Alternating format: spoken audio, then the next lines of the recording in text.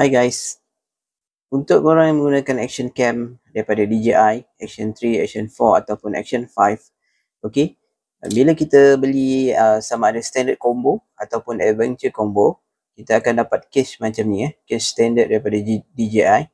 Okay, kita kena slot in masuk dalam ni untuk gunakan di case ni dan kemudian kita tutup.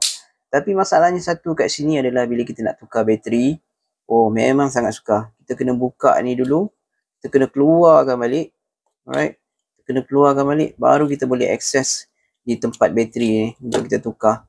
So benda ni makan masa lah, alright. Jadi Telesin ada keluarkan satu produk, okay, produk case daripada Telesin ni untuk DJI, memudahkan anda untuk menukar bateri bila bateri kita habis. So just bila kita dapat Telesin ni, kita just slot in, okay, pastikan shutter dia sama and then just tutup dia.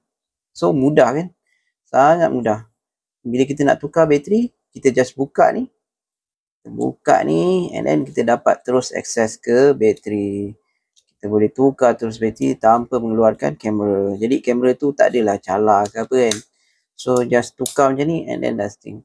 So kalau korang nak lagi safety, dia juga ada sediakan macam satu lubang untuk letak tali lah.